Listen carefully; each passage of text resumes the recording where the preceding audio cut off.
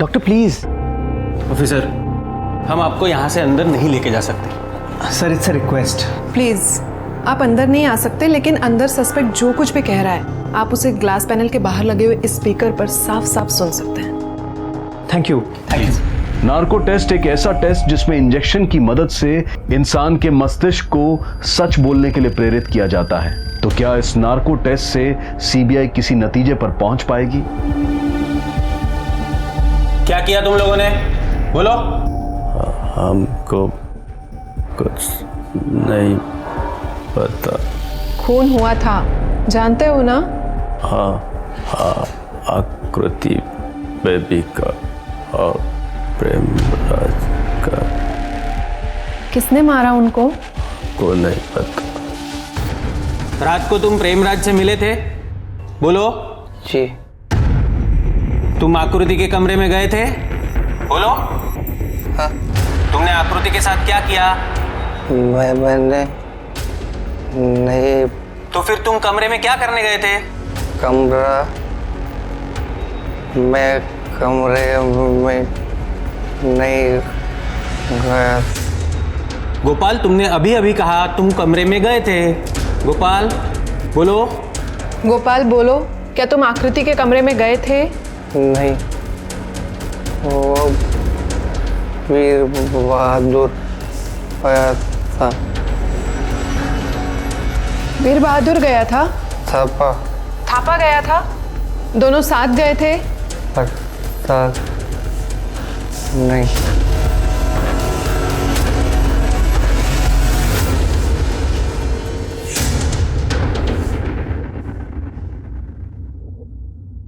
इस narco test में तो कुछ नहीं क्लियर हो रहा। सर डॉक्टर विनीता और डॉक्टर महेश, इन दोनों के लैबोरेटरी टेस्ट में भी कुछ नहीं आया। क्या करें सर?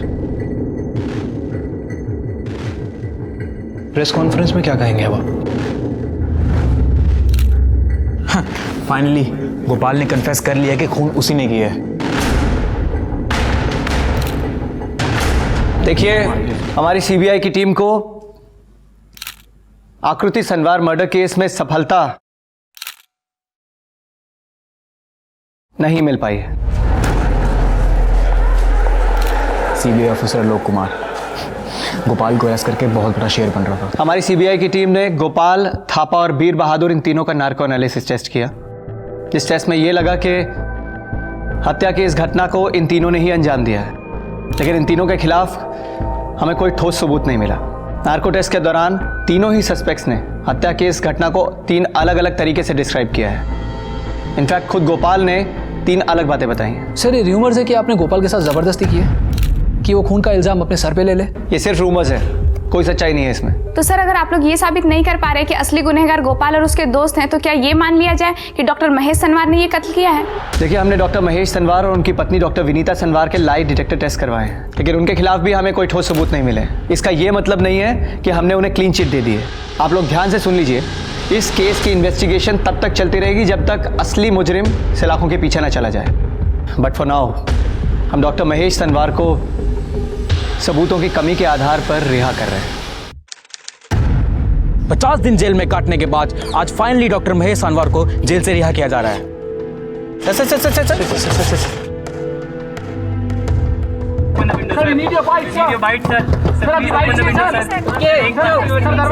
अभी नहीं, मुझ में अभी इतनी हिम्मत नहीं कि इनके सवालों का जवाब दे सकूं। I understand. राकेश भाई, sir please open the window sir. You think sir 50 दिन जेल में बिताने के बाद आपको कैसा लग रहा है सर? क्या आखिर को वाकई में आपने मारा था सर? डॉक्टर महेश अपना स्टेटमेंट बाद में देंगे। प्लीज अभी इन्हें अंदर जाने दीजिए।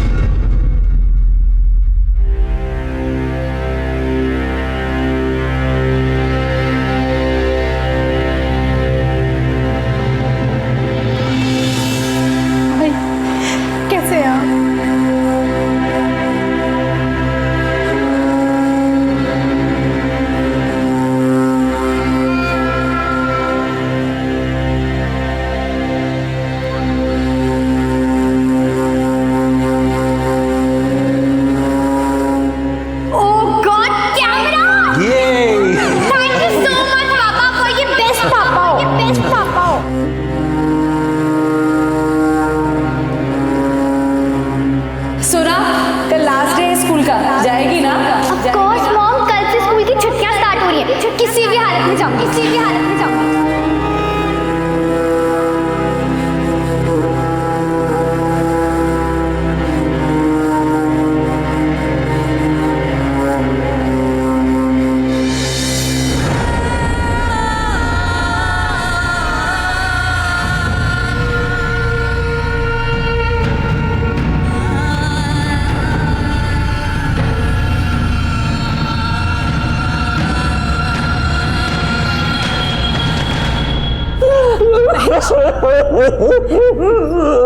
महेश,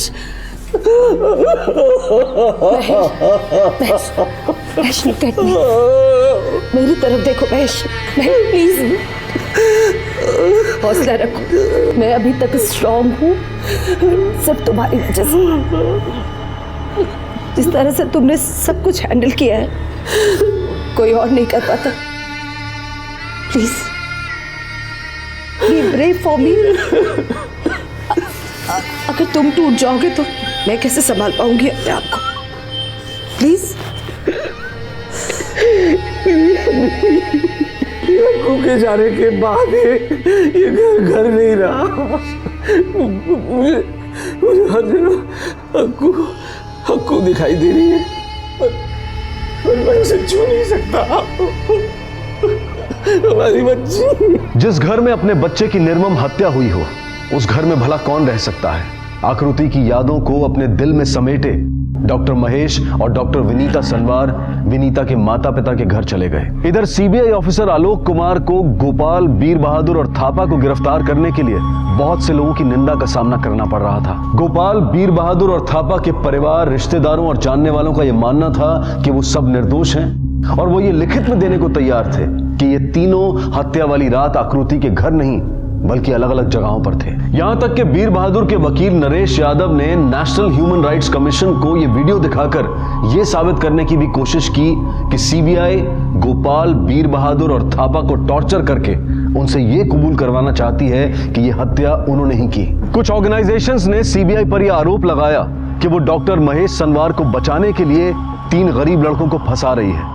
वहीं हिंदी मीडिया वाले भी बार बार गुस्से में इस बात पर जोर दे रहे थे कि अक्सर ऐसे केसेस में नौकरों और गरीब लोगों को दोषी मान लिया जाता है। सीबीआई ऑफिसर आलोक कुमार का यह मानना था कि उन्होंने गोपाल के घर से जो खुखरी जब्त की है उसका इस्तेमाल शायद इस हत्या में किया गया था, लेकिन डीएनए टेस्ट में ऐसा कुछ भी सामने नहीं आया। यहां तक कि एक सिक्योरिटी गार्ड ने बड़े ही साधारण ढंग से अपनी बात को रखने की कोशिश की कि गोपाल की गिरफ्तारी के बाद भी बीर बहादुर और थापा ने भागने की कोशिश नहीं की।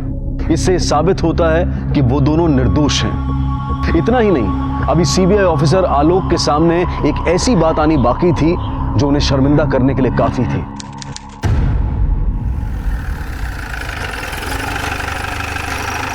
सर, अब तो गोपाल और उसके साथी भी निर्दोष हैं, तो फिर सीबीआई आगे क्या प्लान कर रही है? And sir, I just want to know कि क्या आपको अपनी इस इन्वेस्टिगेशन पे शर्मिंदगी महसूस हो रही है? ये क्या बेहुदा सवाल है? सीबीआई ने अपना काम पूरी ईमानदारी के साथ किया है। तो फिर ये क्या सर? इसमें साफ साफ लिखा है कि वो पिलो केस जो गोपाल के कमरे से मिला था उस पे खून के धब्बे प्रेमराज के थे। कमाल है सर, आप लोग अपने फैंसी टेस्ट में इतने बिजी थे कि आप लोगों का इस इन्वेस्टिगेशन की तरफ ध्यान गया ही नहीं। सर, ये रिपोर्ट आपने पढ़ी तो होगी ना? बिल्कुल पढ़ी है, और इस रिपोर्ट की जांच करके मैं आपको बताता हूँ। सर, ये केस पे क्या अपडेट है? सर, कुछ progress? No comments. Sir, investigation कहाँ तक पहुंची सर? लगता है इंतजार की घड़ी अब खत्म हुई। शायद आलोक कुमार हमारे लिए इस सवाल का जवाब लेकर आए हैं या शायद नहीं। एक्सक्यूज मी सर, जैसा कि मैंने आपसे कहा था, मैं इस रिपोर्ट की जांच करके आपको जवाब दूंगा। उस रिपोर्ट की बहुत अच्छी तरह से जांच की है मैंने, और जांच में यह बात सामने आई है कि लेबोरेटरी में लेबलिंग के वक्त गलती हुई थी। वो पिलो कवर गोपाल के नहीं बल्कि प्रेमराज के रूम से बरामद हुआ था। इसका मतलब साफ है कि वो प्रेमराज का पिलो कवर है जिसके ऊपर खून किसी भी वजह से हो सकता है। Am I clear? आप चाहते हैं हम आपके इस बात पे यकीन करें? बिल्कुल नहीं मैडम, लेकिन एक छोटा सा सवाल आपसे पूछ सकता हूँ? गलती तो किसी से भी हो सकती है ना, राइट? और जहां तक यकीन का सवाल है, ये है उस गलती का अपॉलॉजी लेटर। अपनी गलती की माफी मांगी है। आई थिंक अब आपको आपके सवाल का जवाब मिल गया होगा। धन्यवाद। Thank you sir. Excuse me, आप क्या कहना चाहेंगे इस बारे में? आपके ऊपर दो मर्डर चार्जेस लगे। कुछ कहिए, एक्सक्यूज मी, कुछ कहिए, कुछ कहिए। हम लोग गरीब हैं, हमारे पास पैसा नहीं है, हमारा बड़े अफसर लोगों से जान पहचान भी नहीं है। हमको और वीर बहादुर को बहुत मारा। हमारे ऊपर ये अत्याचार मत करो। आप ये चार्जेस फ्रेम हुए, क्या कहना चाहेंगे आप? इन लोगों ने मुझे बहुत टॉर्चर किया, जबकि मैंने कुछ किया भी नहीं है। और ये सीबीआई वाले, ये लोग जानबूझ के मेरे पर दबाव डाल रहे थे ताकि मैं ये इल्जाम अपने सर पे ले लूं। आप कहना चाह रहे हैं सीबीआई वाले आप पे दबाव डाल रहे हैं? हाँ, सीबीआई वाले मेरे पर दबाव डाल रहे हैं। और क्या क्या कहना चाहेंगे? और ये डॉक्टर साहब को बचाने की कोशिश कर रहे हैं सब लोग। आप कहना चाह रहे हैं सीबीआई पे दबाव डाल रही है? हाँ, सीबीआई दबाव डाल रही है। हम लोग निर्दोष हैं। Sir, excuse me sir. आपने अभी अभी गोपाल और थापा की बात सुनी है। इनकी बात सुनकर बिल्कुल ऐसा महसूस ही नहीं हो रहा है कि ये किसी भी तरीके से झूठ बोल रहे हैं। क्या चल रहा है आलोक? What's going on? तुम्हारा ये पूरा मिशन गोपाल फेल कैसे हो गया? तुम्हें जरा भी अंदाजा है मिनिस्टर्स और ह्यूमन राइट्स एक्टिविस्ट्स ने इसे कितना बड़ा मुद्दा बना दिया है? सर, हमारे पास जो सबूत थे उसके बिना पर ही मैंने इन्वेस्टिगेशन किए हैं, और ये बिल्कुल भी आसान नहीं था सर। पहले ही पुलिस की केयरलेसनेस की वजह से बहुत सारे सबूत किसी काम के नहीं रहे। तो please don't play the blame game. हमें पता है इन्वेस्टिगेशन में पुलिस से कहां चूक हुई है, और इसीलिए तुम्हें यहाँ बुलाया गया है, वरना तुम्हारी जरूरत ही क्या थी? सर, मैंने बिना किसी पक्षपात के ये इन्वेस्टिगेशन किए हैं, और इन नौकरों से मेरी कोई जाती दुश्मनी नहीं है सर। ना ही मैं उस माइंडसेट का आदमी हूं कि सारा ब्लेम नौकरों पे डाल दिया जाए। Please try to understand sir. इन लोगों को मैंने इसलिए अरेस्ट किया क्योंकि मुझे जो सबूत मिले उससे यही लग रहा था कि हत्या की इस घटना को इन लोगों ने अंजाम दिया है। हाँ तो ठीक है, जो कुछ भी करना है चुपचाप करते। नार्को टेस्ट को लेके मीडिया में इतनी पब्लिसिटी करने की क्या जरूरत थी? सर, कैमरे के सामने आने की मेरी भी कोई दिली इच्छा नहीं है। मेरे ऊपर मीडिया का इतना प्रेशर था कि मुझे प्रेस कॉन्फ्रेंस करनी पड़ी सर। सर ट्रस्ट मी, मुझे अभी भी लगता है कि गोपाल और उसके साथी कुछ ना कुछ जरूर छुपा रहे हैं sir. Please give me some more time. मैं इन तीनों के अगेंस्ट बहुत ही स्ट्रॉन्ग एविडेंस इकट्ठा कर लूंगा। Please sir.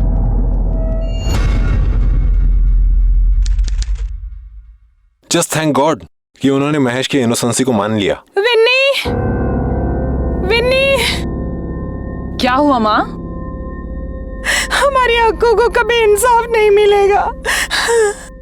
जी हाँ, आपने सही सुना।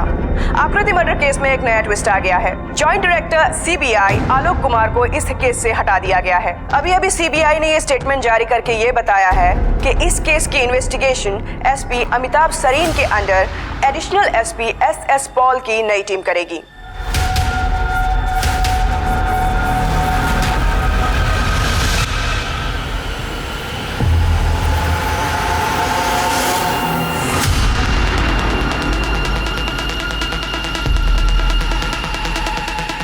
ठीक है सर, डॉक्टर सनवार के घर का लेआउट मैप है। आकृति का मर्डर यहाँ हुआ है और उसके पेरेंट्स सो रहे थे यहाँ। यस सर, लेकिन आलोक कुमार की टीम ने कंट्रोल एनवायरनमेंट में एक फॉग गिराकर साउंड टेस्ट किया था, जिसमें उनका कहना है कि दूसरे कमरे में आवाज नहीं गई। फॉग गिराकर? Yes sir. जहां एक इंसान को बेरहमी से पीटा गया और उसका गला रेता गया हो, वहां सिर्फ फोर्क जितनी आवाज होगी।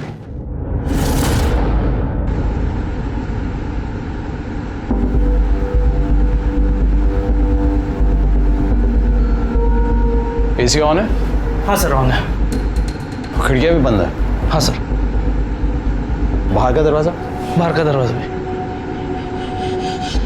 मर्डर 12 से 3 के बीच हुआ है। Right sir. अभी 1 बजा। 50 की गिनती में शुरू करते हैं। Okay sir.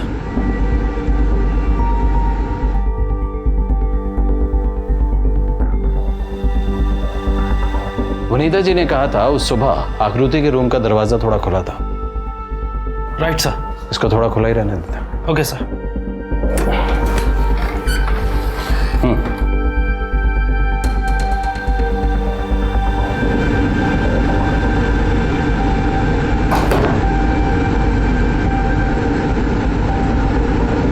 One, 2, 3, 4, 5.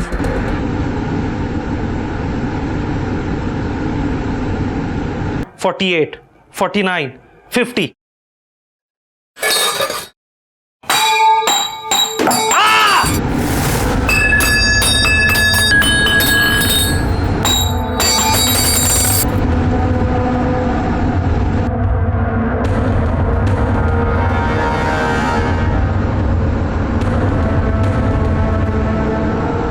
आवाज एकदम एकदम साफ है, इतनी क्लियर कि सोता हुआ आदमी भी जाग जाए। सर फिर से एक बार ट्राई करें क्या? नहीं, उसकी कोई जरूरत नहीं है। कल सुबह सनवार से बात करने के लिए इतना काफी है। Doctor Vanita, doctor Mahesh, have a seat. Very sorry for your loss. आकृति के साथ जो कुछ हुआ बहुत बुरा हुआ। आर यू श्योर आपका इस सब में कोई इन्वॉल्वमेंट नहीं है?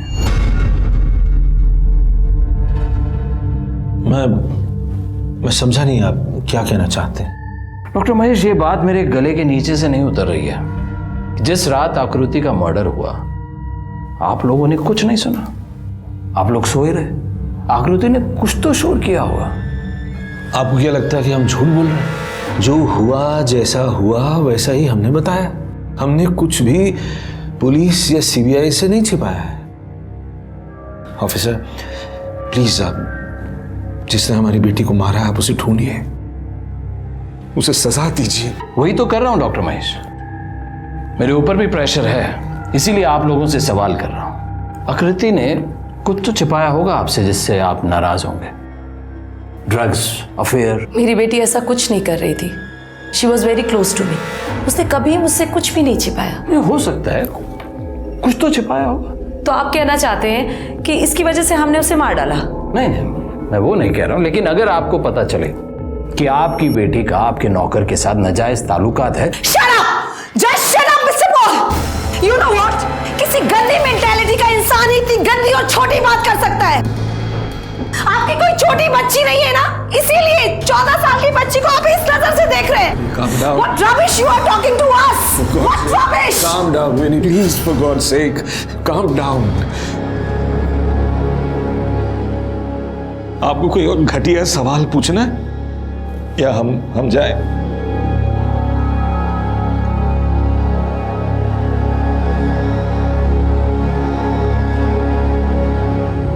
सर, डॉक्टर वनीता ने तो अपनी बात कह दी, अब मेरी बारी है जवाब देने की। सर, वनीता सनवार बहुत ही स्ट्रांग औरत है और बहुत चालाक है। मुझे लगता है वो हमसे कुछ छिपा रही है। ये शायद तुम इसलिए कह रहे हो कि उसने सबके सामने तुम्हारे कपड़े फाड़ दिए। मुझे नहीं लगता आज तक तुमसे किसी ने इस तरह से बात की होगी। मैं मानता हूं सर, ऐसा कभी नहीं हुआ, पर मैं ये सब पर्सनल मोटिव की वजह से नहीं कह रहा। मैं इसलिए कह रहा हूं कि मैं साफ साफ देख सकता हूं आकृति का स्कूल में किसी के साथ अफेयर हो सकता है। सर, आई मीन बच्चे काफी कुछ शेयर करते हैं लेकिन काफी कुछ छुपाते भी हैं। और जब मैं उनसे बात कर रहा था वो दोनों एक दूसरे से लुक एक्सचेंज कर रहे थे, बहुत तोल के बातें कर रहे थे। और सब जानते हैं कि डॉक्टर महेश कितने गुस्से वाले आदमी। वाइस स्वैपिंग, नीना खेतानी के साथ अफेयर। सर, मैं मानता हूं पुलिस ने काफी गलतियां की हैं, लेकिन उनकी इन्वेस्टिगेशन सही दिशा पर जा रही थी। मुझे लगता है आकृति के मर्डर के तार सनवार के साथ जरूर जुड़े हैं। इसमें हमें और जांच पड़ताल करनी होगी। ठीक है, जो करना है सो करो, बट आई वॉन्ट रिजल्ट्स जितनी जल्दी हो सके। ओके?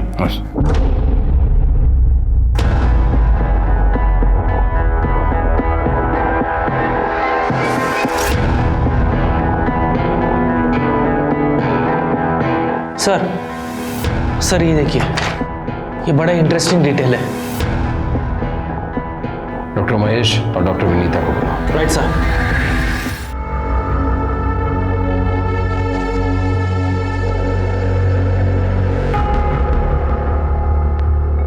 क्या हुआ मिस्टर पॉल?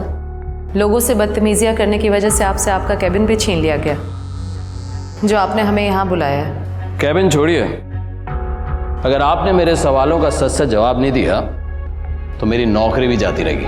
बैठिए। हमने अब तक सच ही कहा है आपसे। ठीक है, आयुष के बारे में बताइए। आकृति का क्लासमेट। आकृति और आयुष की पिछले कुछ महीनों से काफी गहरी दोस्ती थी और आकृति देर रात आयुष से फोन पे बात भी करती थी। वो Ayush was part of Akriti's friends group only. पढ़ाई लिखाई के सिलसिले में बच्चे आपस में कॉन्फ्रेंस कॉल करते थे। उस वक्त और भी बच्चे होते थे, वो सिर्फ आयुष से बात नहीं कर रही होती थी। ठीक है, आप कह रही हैं तो आपकी बात मान लेते हैं। आयुष ने उस रात, जिस रात आकृति का मर्डर हुआ था, 11:30 बजे आपकी लैंडलाइन पर फोन किया था, जो आपके रूम में था। 34 सेकंड उसकी बात हुई थी। किसने उसका फोन उठाया था? नो, ऐसा कोई फोन नहीं आया था। कमाल है। आयुष का कहना है कि उसने आकृति का फोन ट्राई किया और जब उसका फोन नहीं लगा तो उसने 11:30 बजे आपके लैंडलाइन पर फोन किया और आप कह रही हैं कि उसका फोन आया ही नहीं। आकृति कभी कभी लैंडलाइन की रिंग साइलेंट पर डाल देती, तो अगर कोई फोन आया भी होगा तो हमें पता नहीं चला होगा। पर आयुष का कहना है कि 34 सेकंड उसकी बात हुई है। किसने उससे बात की? तो आप आयुष से पूछिए ना, फोन उसने किया था, उसे पता होगा कि हमें से किससे बात हुई थी उसकी। हमने उससे पूछा है लेकिन उसको याद नहीं है उसने किससे बात की। आई एम श्योर ऑफिसर वो कंफ्यूज्ड होगा। I am sure phone silent पर ही होगा। तो आपके पड़ोसी, आपके फ्रेंड पुनीत लूथरा झूठ बोल रहे हैं कि 16 मई की मॉर्निंग में जब चीखें सुनी वो आपके घर की तरफ आए और आपसे पूछा कि पुलिस वालों को फोन किया कि नहीं। आपने कहा नहीं और वो आपके फोन की तरफ बढ़े। आपने कहा लैंडलाइन खराब है। ये बात आप मुझे भी कह सकते थे कि लैंडलाइन खराब थी और आयुष का फोन आया ही नहीं, लेकिन आपने एक मन गढ़ंत कहानी बना के मुझे कहा कि आकृति ने फोन साइलेंट किया।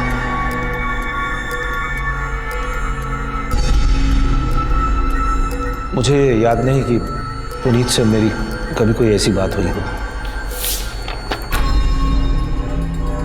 मैम, आप अपना फोन कभी स्विच ऑफ करती हैं? नेवर। मैं अपना फोन कभी स्विच ऑफ नहीं करती। तो आपके रिकॉर्ड्स क्यों शो कर रहे हैं कि 9 जून शाम 7:40 से लेकर 12 जून 1 बजे तक आपका फोन बंद था? रिकॉर्ड झूठ नहीं बोलते मैम।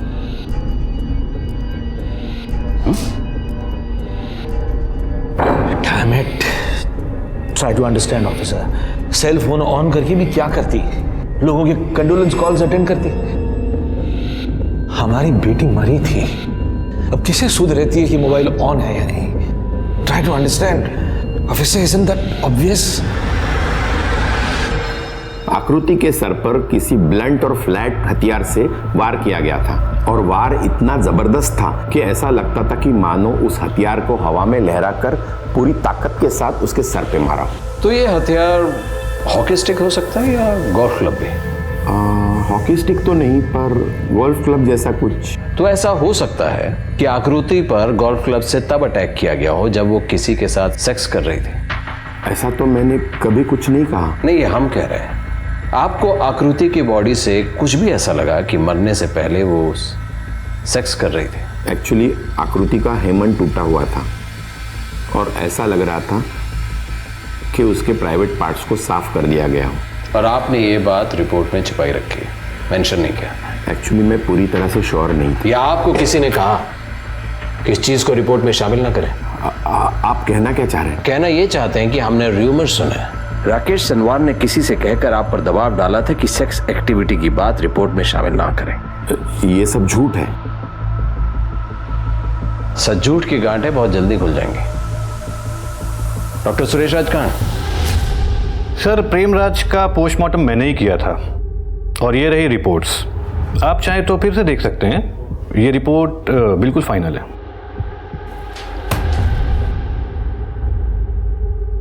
क्या फाइनल है और क्या नहीं, ये मैं डिसाइड करूंगा। अगर आपको तकलीफ है तो आप सीबीआई हेडक्वार्टर आ सकते हैं बयान देने। जी सर, आप तो नाराज हो गए। बताइए ना, क्या पूछना चाहते हैं? मैं पूरी तरह से कोऑपरेट करूंगा।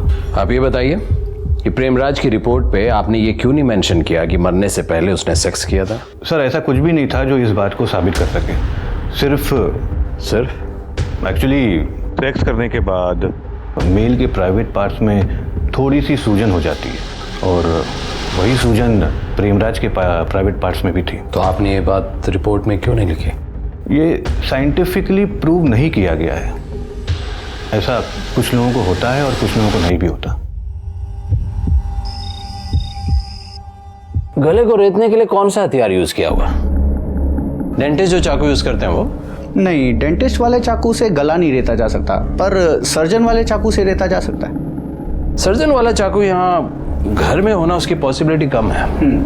ये जो घर में नॉर्मल धारदार वाला चाकू होता है उससे हो सकता है। पॉसिबल है।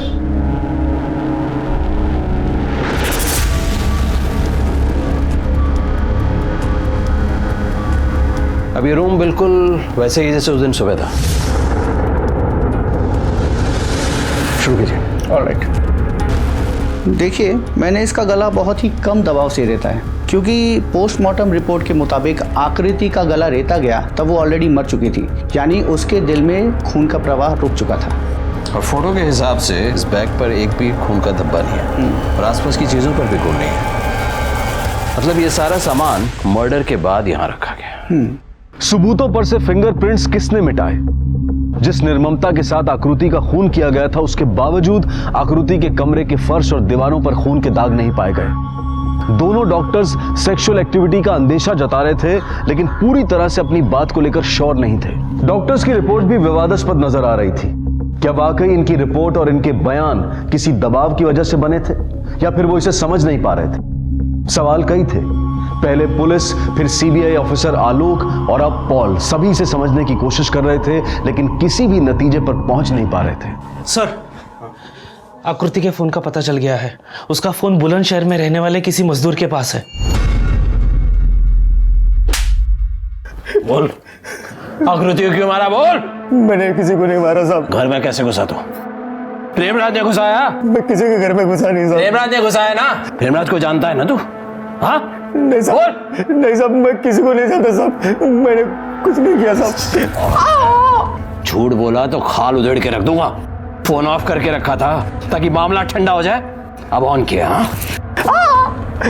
नहीं साहब, मेरे पास सिम कार्ड नहीं था साहब। सिम कार्ड नहीं था, इसीलिए बंद रखा था। अब सिम कार्ड मिला तो चालू है साहब। बोल, आकृति को क्यों मारा? बोल। मैंने किसी को नहीं मारा साहब। मैंने किसी को मारा, मैं सच बोलता हूँ साहब। मैंने किसी को नहीं मारा। ये फोन मेरी बहन कविता ने मुझे दिया था। साहब, मैं लोगों के घर घर जाके काम करती हूँ। कुछ दिन पहले मैं सुबह सुबह काम पे जा रही थी तो पटरी पे मुझे वो फ़ोन मिला। फ़ोन की हालत ठीक ठाक थी, तो मैंने सोचा कि ये फ़ोन मैं अपने भाई को दे दूँ। मैं सच बोल रही हूँ साहब। हमने किसी को नहीं मारा, कोई खून नहीं किया साहब हमने। सर, इसमें डेटा कार्ड नहीं है। फोटो और टेक्स्ट मैसेजेस भी मेमोरी से डिलीट किए गए। तूने हटाया फोटो? उठो। नहीं साहब, जब ये फोन मुझे मिला था इसमें ऐसा कुछ भी नहीं था साहब। तुम लोग जाओ। ठीक है सर। जिसने भी आकृति का मर्डर किया है, बहुत सोच समझ के सारे सबूत मिटा दिए हैं। महेश और विनीता को बुलाओ। लेकिन जिस दिन आपने कहा उसी दिन हमने गोल्फ क्लब के सेट्स आपके पास भिजवा दिए थे। उसके लिए शुक्रिया, लेकिन हमने आपको यहाँ आने की तकलीफ इसलिए दी है कि जो गोल्फ क्लब सेट हमने आपसे मंगवाया था उसमें नंबर 4 और नंबर 5 गायब है। नंबर 4 और नंबर 5 असल में कार के अंदर ही रखे हुए थे, और मई की शुरुआत में जब ड्राइवर कार को सर्विसिंग के लिए ले गया था तो उसने वो दोनों क्लब्स प्रेमराज के कमरे में रखवा दिया। अरे प्रेमराज, प्रेमराज भाई अपने कमरे में रख दो। ओ तुम रख दो ना, हम काम कर रहा है। रख दो रख दो रख दो रख।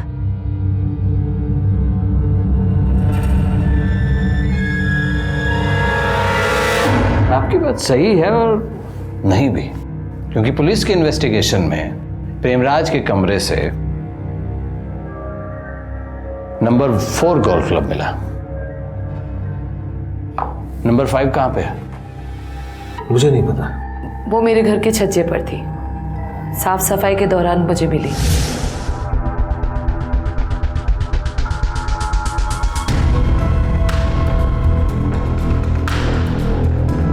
मैम साहब, ये क्या है?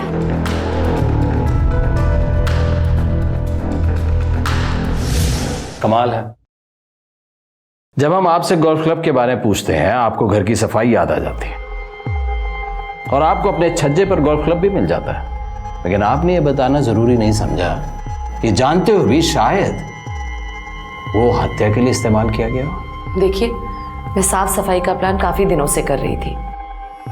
उस दिन आपने मुझसे अचानक पूछ लिया तो मैं नहीं जवाब दे पाई। अभी वो गोल्फ सेट मैं अपने साथ लेकर आई हूँ कार में, आप ले सकते हैं। आपने मुझसे गोल्फ क्लब का सेट मांगा था, हमें कैसे पता चलता कि आप मर्डर वेपन ढूंढ रहे हैं मिस्टर पॉल?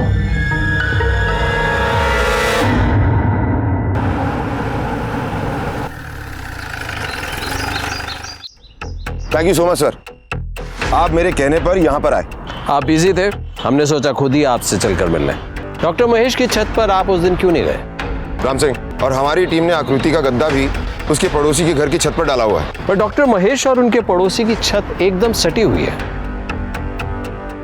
आपके लोगों ने प्रेमराज की लाश नहीं देखी? सर असल में छत की बीच की रेलिंग पर चादर सूख रही थी और चादर के पीछे लाश छुपाई हुई थी। और वो चादर किसकी थी आपने पता लगाया? जी, डॉक्टर महेश की। जी सर, फिंगरप्रिंट्स के लिए मैंने इसे टेस्ट किया था, लेकिन इस पर किसी के फिंगरप्रिंट्स नहीं मिले। लेकिन ऐसा कैसे हो सकता है कि बॉटल में खून के निशान है लेकिन फिंगरप्रिंट्स के निशान नहीं? सर कातिल ने बॉटल को पोंछकर अपने फिंगरप्रिंट्स हटाए हो गया, लेकिन गलती से कुछ ब्लड के निशान इस पर रह गए, और उतने निशान ये साबित करने के लिए काफ़ी है कि वो ब्लड जो बॉटल पे लगा था वो प्रेमराज और आकृति का था। कातिल बहुत चालाक लगता है। उसने 2 खून किए और आराम से बैठकर स्कॉच पी और प्लान किया कि आगे क्या करना है। सिर्फ चालाक ही नहीं सर, पढ़ा लिखा भी है, तभी तो वो जानता था कब क्या और कैसे करना है। ये केस बहुत हद तक साफ हो चुका है, और जैसे कि मुझे लगता है कि उस रात डॉक्टर महेश ने आवाजें सुनी और आवाजें सुनकर वो प्रेमराज के कमरे की तरफ गए, और वहां उन्होंने देखा प्रेमराज मौजूद नहीं था। उन्हें लगा आवाजें आकृति के रूम से आ रही है। वहां जब आए तो उन्होंने देखा आकृति और प्रेमराज दोनों अपनी छत के लोग उसको ना देख पाए।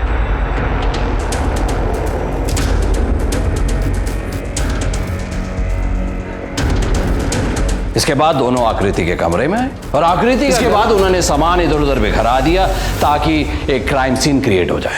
फिर उन्होंने खून के धब्बे जो फर्श पर थे उसको साफ किया, अपने खून से रंगे कपड़े और जो हथियार जिससे उन्होंने गला रेता। इसके बाद पुलिस को गुमराह करने के लिए डॉक्टर महेश घर के बाहर गए। उन्होंने बीच का दरवाजा बंद किया और प्रेमराज के कमरे से वापस अपने घर में आ गए। इसके बाद उन्होंने स्कॉच पी, लेकिन उन्हें ध्यान आया कि उस पे दाग हैं, फिंगरप्रिंट्स हैं। उन्होंने उसको साफ किया। अब ये सब सुनने के बाद भी आपको शक है कि डॉक्टर महेश और डॉक्टर विनीता इस क्राइम के लिए कसूरवार नहीं है? आप मुझे सिर्फ 1 दिन दीजिए, आगे क्या कार्रवाई करनी है ये मैं आपको कल बताऊंगा। ओके?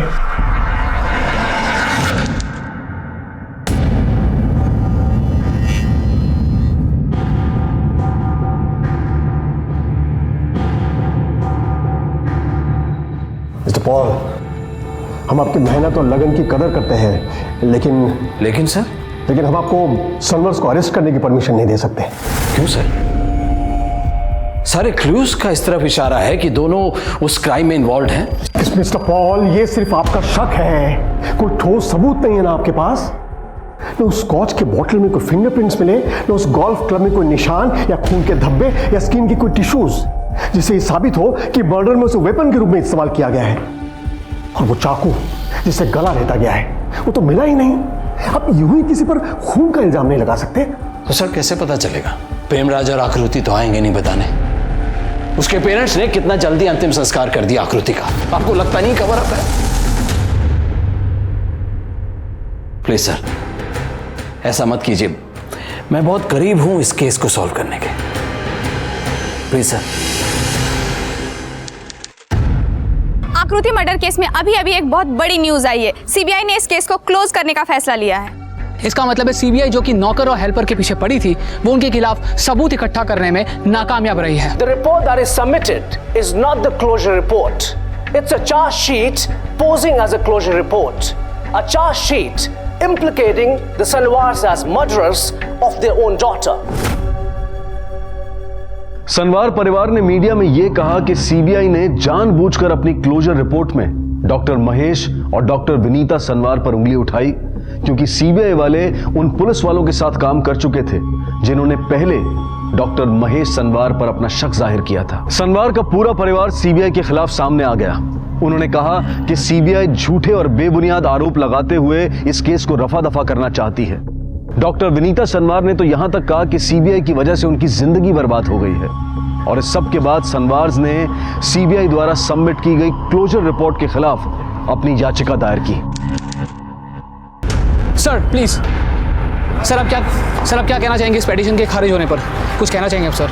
देखिए अभी खारिज हुई है, लेकिन इसका मतलब ये नहीं कि मामला खत्म हुआ।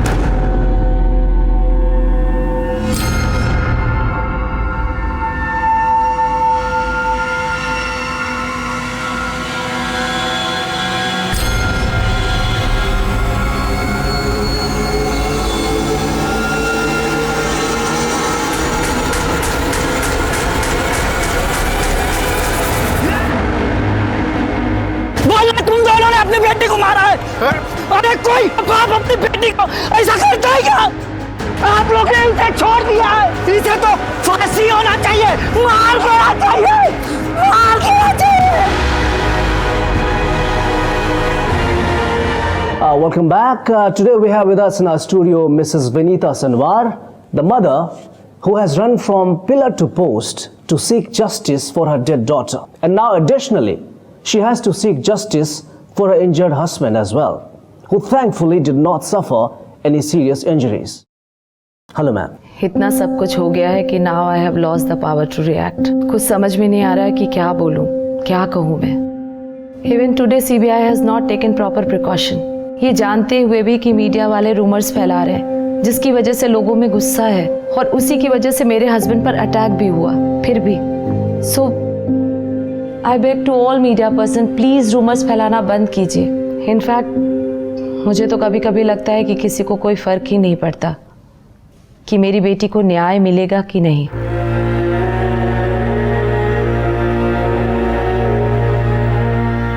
बेटा, तुमने बिल्कुल सही कहा। हमारा श्रीमान बहुत सीधा और अच्छा आदमी था। वो आकृति को छोरी जैसा समझता था, लेकिन वो साहब से, डॉक्टर साहब से बहुत डरता था। वो छोटी छोटी बातों पर बहुत गुस्सा करता था, कभी कभी मारने का भी कोशिश करता था। डॉक्टर महेश और मैडम बोलते थे कि तू घर का राज बाहर जाके बताता है, और उस दिन हमको पीसीओ में फोन करके बता रहा था। कैसा राज मैडम? ये तो हमको नहीं बताया। डॉक्टर महेश और उनकी बीबी विनीता मैडम और डॉक्टर महेश का भाई, वो सब उसको बोलते थे कि तू घर का राज बाहर बताएगा तो तुझे जान से मार देंगे। और वो तो तीनों लोग मिलके हमारे श्रीमान को मार डाला। मैम, आपने ये बात पहले क्यों नहीं बताई? हमको लगा कि न्याय दिएगा हमें, लेकिन वो कुछ भी नहीं किया। लेकिन अब हम हत्यारे को ढूंढ के रहेगा, हम उसको छोड़ेगा नहीं।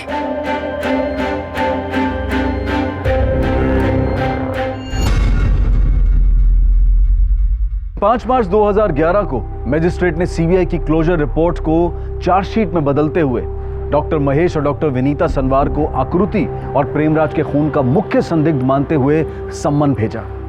सीबीआई कोर्ट के इस फैसले से हैरान सनवार दंपत्ति ने पहले इलाहाबाद कोर्ट का और फिर सुप्रीम कोर्ट का दरवाजा खटखटाया, लेकिन सबने उनकी याचिका खारिज कर दी। 21 जून 2013 को सीबीआई स्पेशल कोर्ट में इस केस की सुनवाई शुरू हुई। आइए जरा डॉक्टर विनीता सनवार से जानने की कोशिश करते हैं कि आखिर अंदर हो क्या रहा है। एक्सक्यूज मी मैम, कोर्ट की प्रोसीडिंग्स पे आप कोई अपडेट देना चाहेंगे?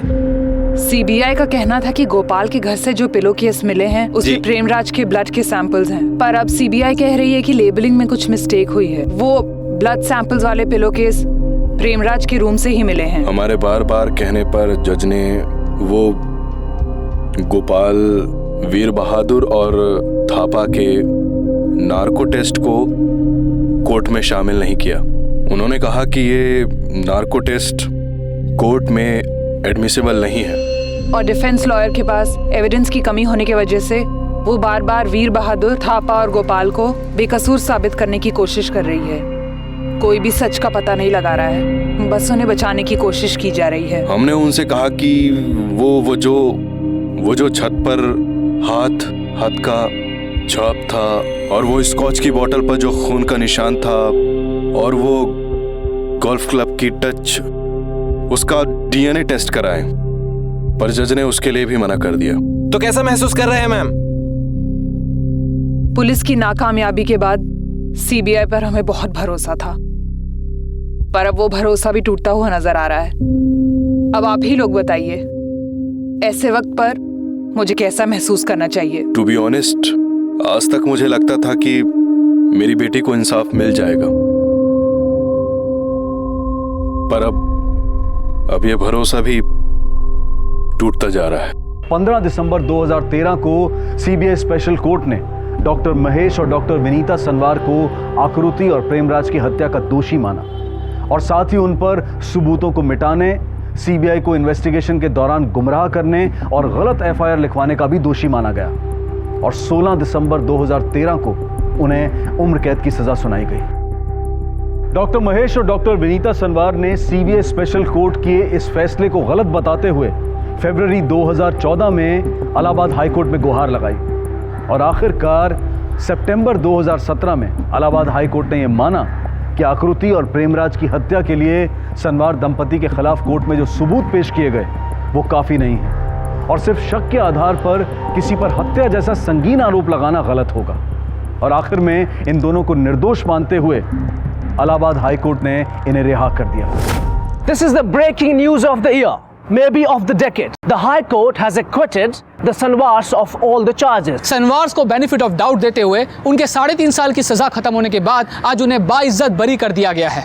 अब कातिल चाहे जो भी हो, एक चीज का हम सभी को बेहद अफसोस रहेगा, चाहे वो हम हो, हमारा ये पूरा सिस्टम हो, हम सब मिलकर भी आकृति और प्रेमराज को न्याय नहीं दिला पाए।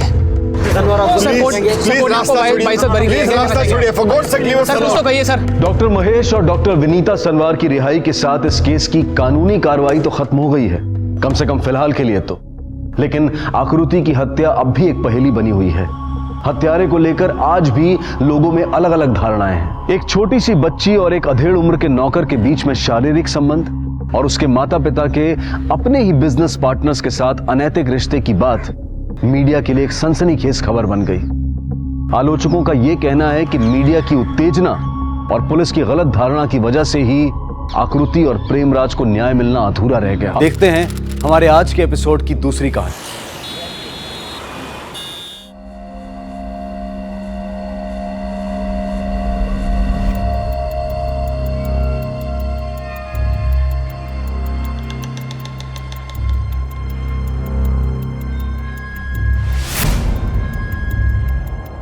पुख्ता सबूत और गवाहों के अभाव में आज की सुनवाई रद्द की जाती है। अगली सुनवाई की तारीख 13 June. 13 June. Yes your honour. वकील साहब फिर से डेट? आप कुछ बोल क्यों नहीं रहे? आप रुकिए, मैं बात करता हूं। Yes your honour, prosecution is also okay with 13 June. वकील साहब ये फिर से नई डेट? ये सब देखिए मैडम, हम चाह ले भी कितना भी कोशिश कर लें, लेकिन उन्होंने एक बार कह दिया कि हेयरिंग नहीं होगी तो नहीं होगी। हमारी कोशिश करने से कुछ नहीं होता। उनके पास ऐसे हजारों केस है और हमारा केस उनमें से एक है। उनके लिए ये भले एक और केस है, मेरे लिए तो मेरा बेटा है ना मैडम, जिसको इतनी। प्लीज बाहर जाके बात करें प्लीज।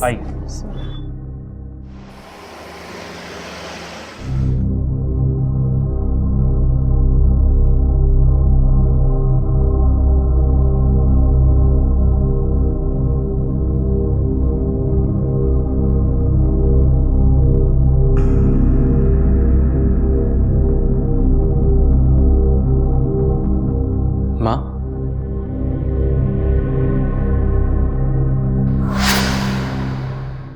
माँ, अगर आप इस तरह कमजोर पड़ जाओगे तो कैसे चलेगा? You have to be strong.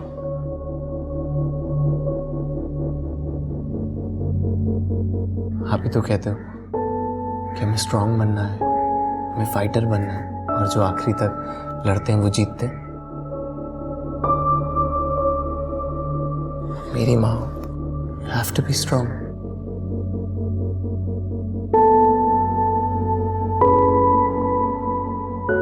मेरे लिए you have to be strong.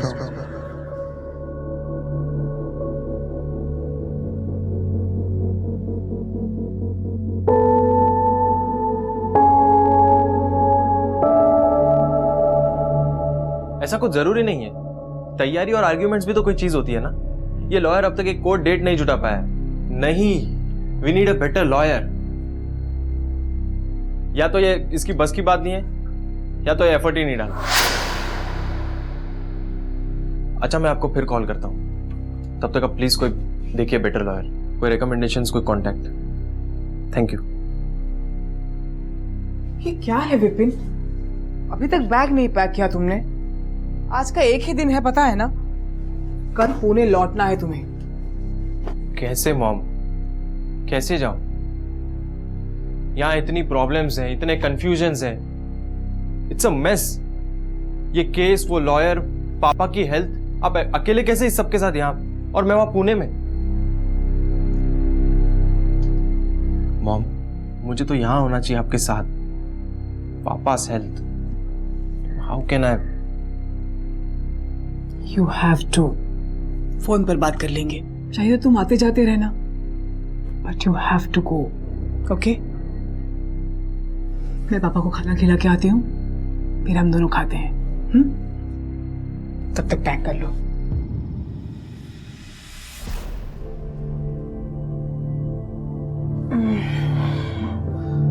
लीजिए, खाना खा लीजिए।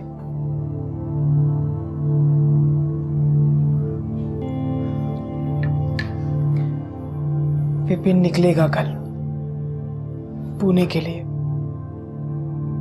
रुकना चाह रहा था, लेकिन मैंने मना किया। अच्छा जी।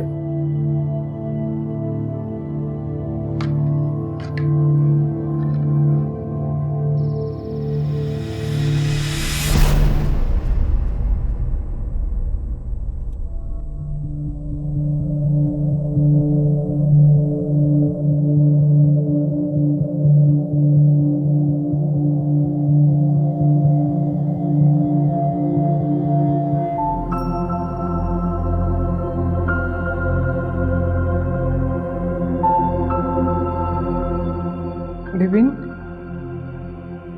बेटा पुणे में सब ठीक है ना? सब ठीक है mom.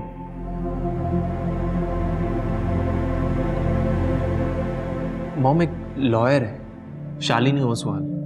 She is good. Mister Ramachandran जानते हैं उसे। मॉम, इस केस के लिए वही सही है। We must meet her. Teacher होने के नाते मैं इतने सालों से बच्चों को यही सिखाती आई कि जीवन में चाहे कितनी मुश्किलें आए, हार न मानना। ऐसे में खुद मेरे कमजोर पड़ने का तो सवाल ही पैदा नहीं होता। ये बात कभी कभी मैं भूल जाती, लेकिन प्रीतीश हमेशा मुझे याद दिलाता। कहता, कम ऑन मॉम, तुम कमजोर नहीं पड़ सकती। सो मैं लड़ती रहूंगी हौसले के साथ प्रीतीश के लिए। कैसे ये नहीं जानती, लेकिन लड़ूंगी जरूर। जब तक प्रीतीश को इंसाफ नहीं मिलता, लड़ती रहूंगी। I told. हेलो, आओ आओ आओ आओ। Hello aunty. आओ आओ बच्चे। आओ ना। अरे बैठे रहिए ना। मॉम और डैड और पापा, ये है शरद, कल ईशानी, और मॉम ये है आरती। नमस्ते अंकल। नमस्ते आंटी। नमस्ते बेटा। भूख लग रही है, कुछ खिला दो ना इन्हें। हाँ, मैं कुछ लाती हूँ। बैठो ना। बैठो बेटा।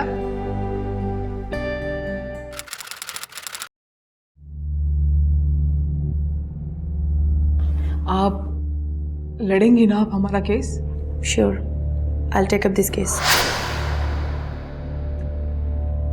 सबसे पहले इस केस को हमें दिल्ली शिफ्ट करना होगा।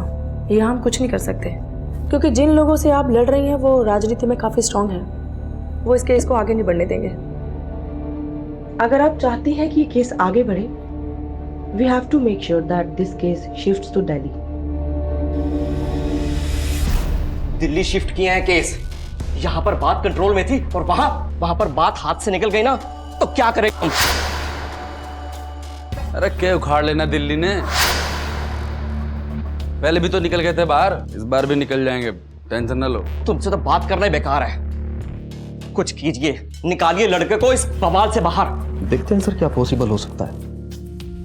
वैसे भी कन्फेस कर चुके हैं।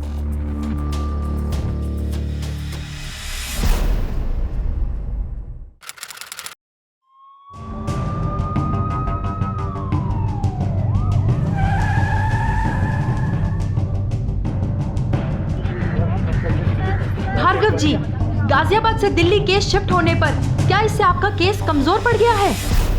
बचने नहीं देंगे इन्हें, भरोसा रखिए मुझ पर, अपने आप पर। मैम मिसेस प्लीज मैम आप पर क्या कोई दबाव डाला जा रहा है? प्लीज मैम, आपने दूसरा प्रोसिक्यूटर क्यों चुना है? कन्फेशन? जी मैडम, मैंने कोई कन्फेशन नहीं किया। और क्या नाम है उस लड़के का?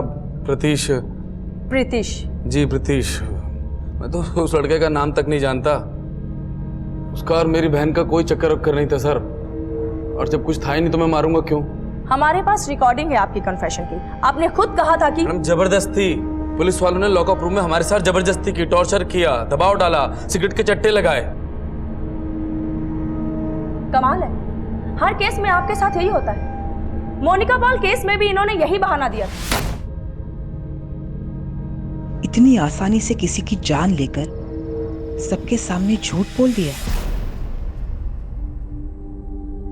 समझ नहीं आता ये सब क्या हो रहा है। आरती, अब आरती ही एक आखिरी उम्मीद है। वो खुद अपनी फैमिली के बीच फंसी हुई है। आरती को दुनिया के सामने सच बताना ही होगा अपने भाइयों के बारे में। अब सब आरती के ही हाथों में है। वाई? अच्छा, मैंने कहा था? किसने कहा था एग्जैक्टली? याद करो जरा, मैं याद करा दूं। बेटा तुम्हारा पेट तो लगता है इस फोन से ही भर जाएगा। अरे रहने दीजिए, शायद कोई लड़की है। क्यों प्रीतीश, कोई special? Are you in love? मम्मा ऐसा कुछ नहीं है, अपने हम खाना ही खा रहा हूँ ना। सच बताओ। मम्मा ऐसा कुछ नहीं है, खाना खा रहा हूँ। रियली?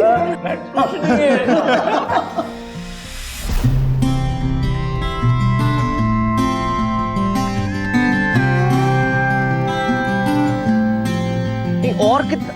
आप ऑलरेडी लेट हो। प्लीज आप उसको जल्दी भेजो। 20 बुके चाहिए मुझे। आप जाओ। और ये और 20 और? लगता है सारे महीने की सैलरी इसी में लगा दी है। Valentine I'll see you in the evening, हाँ? तो मतलब तुम दोनों ने डिसाइड कर लिया है ना? बताइए। मामा प्लीज। क्या प्रीतीश? आपको पता है ना, तुम्हारी खुशी में ही हमारी खुशी है। अच्छा मामा। Thank you. You welcome. लेकिन इसके लिए पहले हमें आरती के मॉम और डैड से मिलना पड़ेगा। एक्चुअली आंटी, इलेक्शंस है तो मेरे पापा थोड़े से बिजी हैं, पर इलेक्शंस खत्म होते ही मैं आपको उनसे मिलवा दूंगी। मेरे पापा थोड़े से कंजर्वेटिव हैं, स्ट्रिक्ट हैं। So elections? तुम्हारे पापा कौन है बेटा? Aunty, minister SP Bhargava.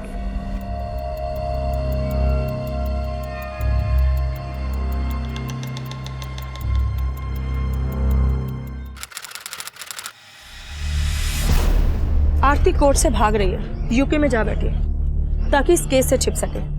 UK में? तो कोर्ट ने सम्मन भेजे हैं, लेकिन मुझे नहीं लगता कि वो आएगी। उसे जबरदस्ती वहां रखा होगा, डरा धमका कर। उसके भाई ने जो किया उसे देखकर डर गई होगी। लेकिन हम पूरी कोशिश करेंगे, कोर्ट की तरफ से इतना प्रेशर क्रिएट करेंगे, देखते हैं कैसे नहीं आती। आइए। वारदात के बाद जो केस इतना साफ था अचानक पेचीदा हो गया। आरोपी अपने इकबालिया बयान से मुकर गए। पुलिस पर जबरदस्ती बयान बुलवाने का आरोप लगा। जिस आरती के बयान पर पूरा केस टिका हुआ था, पूनम कोठारी की उम्मीदें कायम थी, वो आरती देश से दूर, कानून की पहुंच से बाहर थी। 3 साल लगे किसी तरह से आरती को कोर्ट तक खींच कर लाने में। 3 साल। और दुर्भाग्यवश इसी दौरान पूनम कोठारी ने अपने पति परीक्षित कोठारी को खो दिया। पूनम कोठारी लगभग हार चुकी थी। उनका हौसला टूटने की कगार पर था जब एक घटना ने उन्हें शक्ति दी, उम्मीद दी। मीडिया के दबाव के कारण एसपी भार्गव को अपने पद से इस्तीफा देना पड़ा। पूनम कोठारी को महसूस हुआ कि अब वो इस जंग में अकेली नहीं थी। अरे टेंशन ना लो पापा, ज्यादा ना लंबा चलेगा ये केस, बहुत जल्दी खत्म हो जाएगा, फिर लड़ लेना इलेक्शन। याद है सोनू के बाप ने किस तरह थप्पड़ मारा था उसको? जब मोनिका पर गोली चलाकर पहली बार उनके सामने आया तो हमने रोकने की कोशिश की उनको। गलती हो गई हमसे। तभी तुम्हें भी 2 चांटे लगाए होते ना तो आज ये दिन ना देखना पड़ता। आखिरकार साल 2006 में यह केस आगे बढ़ने लगा। 2006 वो साल था जब 3 हाई प्रोफाइल केसेस ने देश के सामने, देश की न्यायिक प्रणाली के सामने कई सवाल खड़े कर दिए थे। और ये वो साल था जब मीडिया से प्रेरित सैकड़ों नागरिकों ने एकजुट होकर एक आवाज में इंसाफ की गुहार लगाई थी और न्यायिक प्रणाली को झकझोर कर रख दिया था।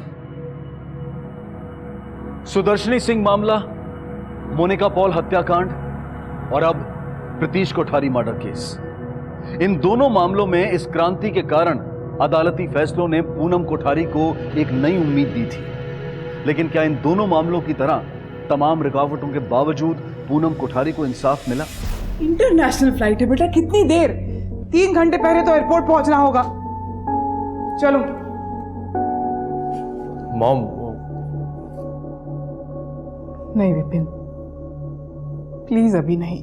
मैं जानती हूं तुम जाना नहीं चाहते बेटा, किसी और के लिए नहीं, प्रीतिश के लिए। You have to go. Mom, लेकिन ऐसे सिचुएशन में अकेले छोड़कर आपको मैं... तू मेरी चिंता मत कर विपिन। बेटा मैं जानती हूं तू ये सोच रहा है ना कि प्रीतिश के इंश्योरेंस के सारे पैसे तेरी पढ़ाई में लग रहे हैं। तू उसकी चिंता मत कर। तुझे वहां पढ़ने भेजना, ये सब ये प्रीतिश ही चाहता था ना तेरे लिए। उसका ही सपना पूरा कर रहा है ना तू। चल बेटा, बहुत दूर जाना है।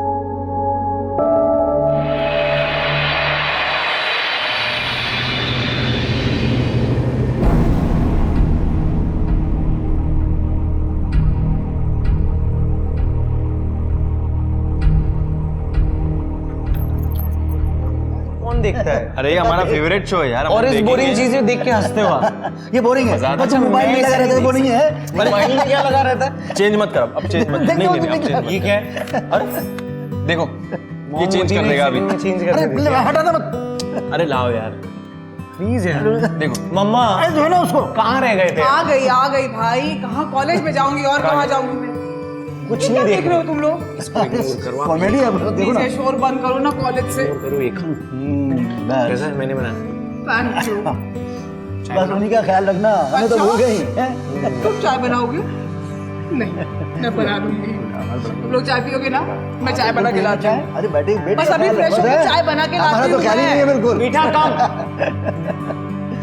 सुन, अच्छा हुआ मम्मा आ गई, तो तेरे हाथ की चाय पी के क्या हमें मरना था? अरे कुछ भी बोलता है मम्मा।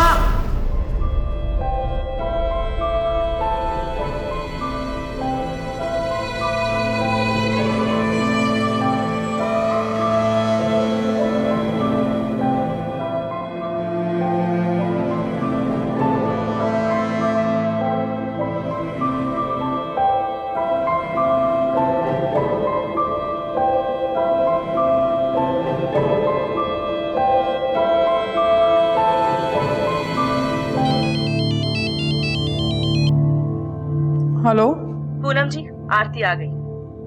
आखिर आना ही पड़ा उसे।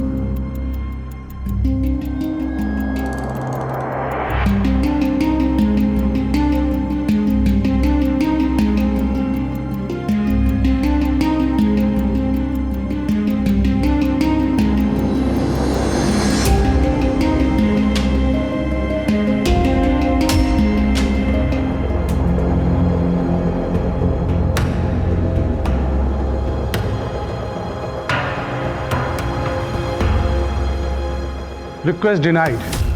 डिफेंस ने अदालत से ये रिक्वेस्ट की है कि आरती भार्गव अपना बयान पूनम कोठारी के एब्सेंस में दे।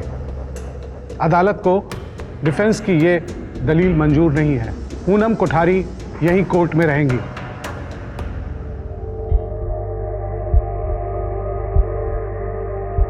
आपकी फैमिली, खास तौर से आपके भैया प्रीतिश को नुकसान पहुंचा सकते हैं, इस बात का आपको पहले से डर था, अंदेशा था। पुलिस को दिया हुआ अपना ये बयान कोर्ट के सामने रखें प्लीज। प्रकाश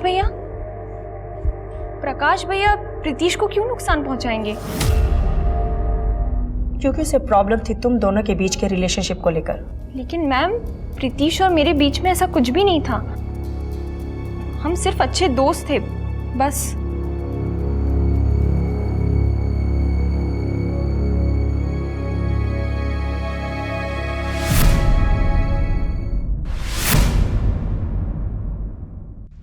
सिर्फ दोस्त? आरती भी? आज सबके सामने आरती ने प्रीतिश के साथ अपने रिश्ते को झुठला दिया, अपने प्यार को नकार दिया। प्रीतिश ऐसा कभी न करता। काश पहले पता होता। काश प्रीतिश जान जाता कि आरती उसके लायक नहीं।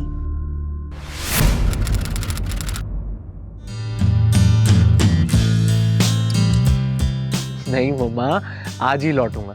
अब बस थोड़ा सा लेट हो जाऊंगा, लेकिन रात को लेट आऊंगा। अच्छा ठीक है, लेकिन ज्यादा लेट मत करना। And take care. क्यों टेंशन ले रहे हो आप? मैं पहुंच जाऊंगा, डोंट वरी। प्रीतिश, डांस शुरू हो गया, चलो। अच्छा मम्मा, मैं कॉल करता हूँ, ठीक है? अच्छा बाय। लव यू माँ, बाय। Love you to.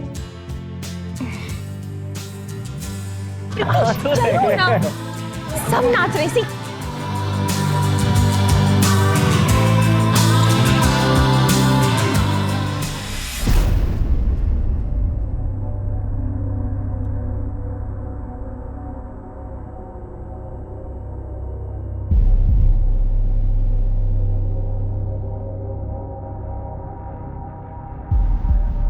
आपने प्रीतिश को कहीं पर देखा है क्या? नहीं। आपने?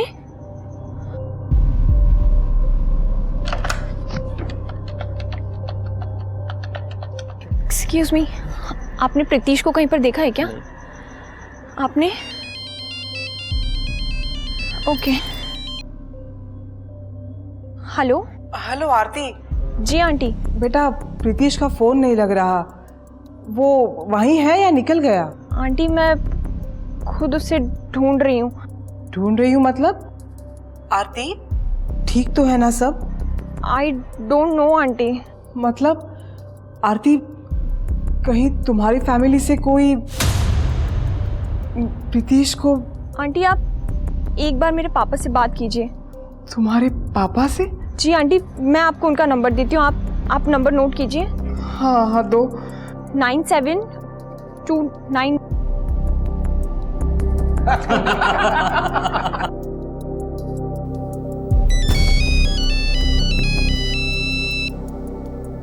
हेलो। हेलो भार्गव जी, मैं पूनम कोठारी, वो प्रीतिश की मदर। प्रीतिश आरती का दोस्त है ना? वो आरती के साथ प्रीतिश और उसके कुछ दोस्त शादी में गए थे। वो मैं अभी बात नहीं कर सकता, मैं अभी मीटिंग में हूँ। अरे नहीं, जरा अर्जेंट है, वो अभी तक घर। अभी मैं फ्री होके बात करूँगा उनसे।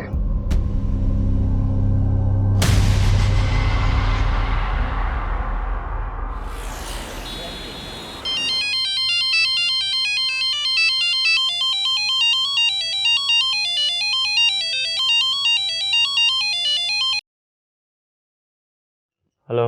हेलो विपिन, आरती। क्या हुआ? Is everything all right? Vipin, मुझे लगता है कि प्रीतिश किसी प्रॉब्लम में है। वो भैया उसे कहीं ले गए थे और कोई मेरा फोन नहीं उठा रहा है, ना प्रीतिश ना भैया। मुझे कुछ समझ नहीं आ रहा है मैं क्या करूं। अब मैं घर जाके तुमसे फोन पर बात नहीं कर पाऊंगी, मैं तुम्हें ईमेल करूंगी, ठीक है? मैं अपना मेल चेक करूँ। हाँ, और हाँ, तब तक प्लीज प्रीतिश को फोन ट्राई करते रहो, ओके? अरे लेकिन वो लोग गए कहाँ? ऐसे तो it's impossible. Aarti, hello hello. ये फोटो है सब। दोस्त की शादी में गया था। रात को 11 बजे के आसपास मेरी आखिरी बात हुई थी। उस वक्त तो कह रहा था कि 1 घंटे में घर वापस आ जाएगा। उसके बाद अभी तक लौटा नहीं है सर।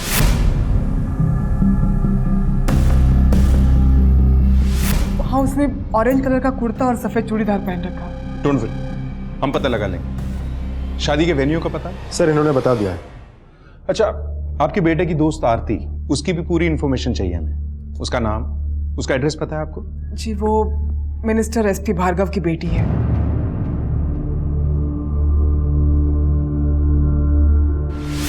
सर आरती भार्गव का भाई प्रकाश भार्गव वही है, मोनिका पॉल मर्डर केस में अक्यूज्ड, फिलहाल बेल पे बाहर है। लेकिन सर आपको लगता है ये पॉसिबल है? आई मीन इतने सीरियस केस में जेल जाके बेल पे बाहर आके फिर से किसी और को नुकसान पहुंचाएगा वो? लग तो यही रहा है। जो लड़का 1 घंटे में घर आने वाला था गायब है। सिर्फ गुमशुदा की फैमिली ही नहीं, बल्कि प्रकाश की अपनी बहन आरती को ऐसा लगता है कि प्रकाश ने ही प्रीतिश को कुछ किया है। सारे डिटेल्स निकलवाओ। प्रीतिश के साथ जो जो दोस्त शादी में गए थे सबसे कांटेक्ट करो, और शादी में जितने भी मेहमान थे सबकी लिस्ट निकलवाओ। गुलशन, कुछ भी चूकना नहीं चाहिए। इन्वेस्टिगेशन एकदम वाटर टाइट, कोई लूप होल नहीं, और हमें खास सावधानी बरतनी होगी क्योंकि प्रकाश मिनिस्टर एसपी भार्गव का बेटा है। सर प्रतीश और मैं काफ़ी टाइम से क्लोज फ्रेंड हैं। हम दोनों साथ में शादी में गए थे, डांस किया, काफ़ी मज़ा आ रहा था हम लोगों को वहाँ पर। खाना खाया, खाना जस्ट खत्म हुआ सर वो एक बंदा आया। तो तू कंटिन्यू कर, मेरा हो गया। ओके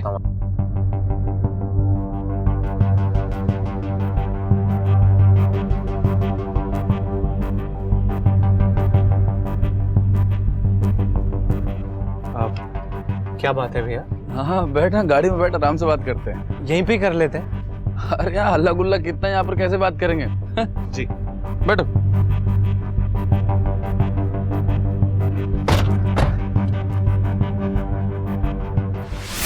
इसे देखा तुमने? जी साहब वहाँ से यहाँ आए, यहाँ गाड़ी पहले से ही रुकी हुई थी, बैठे और चले गए। किसके साथ बाहर आया था? गाड़ी में कौन कौन था? कुछ देखा था तुमने? जी साहब, ये भार्गव जी के बेटे प्रकाश भार्गव जी, और साहब क्या नाम था उसका, विहान जी। वो गाड़ी में बैठे साहब और चले गए।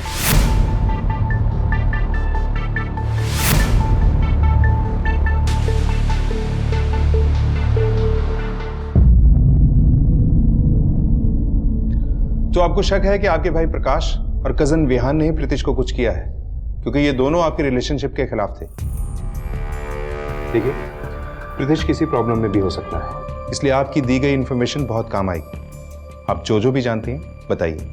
मुझे बाद में पता चला कि विहान और प्रकाश भैया प्रीतिश को कहीं ले गए, इसीलिए मैं डर रही थी। मुझे डर था कि उन्होंने प्रीतिश के साथ कुछ।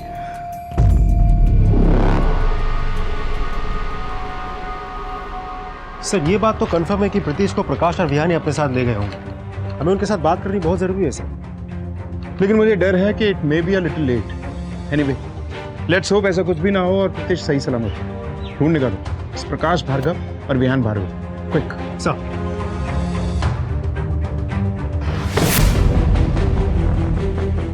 प्रकाश और विहान कहाँ है? क्या हुआ इंस्पेक्टर साहब? हमें सच सच बता दीजिए वो दोनों कहाँ हैं, हमें उन दोनों की तलाश है। देखिए फिलहाल इस वक्त वो घर पर नहीं है, लेकिन बात क्या हुई है? आप हमें सच सच बता दीजिए वो दोनों कहाँ हैं, नहीं तो उनके खिलाफ हम... देखिए इंस्पेक्टर साहब, मैं एकदम सच बोल रहा हूँ। आप चाहे तो घर की तलाशी ले सकते हैं। Thank you.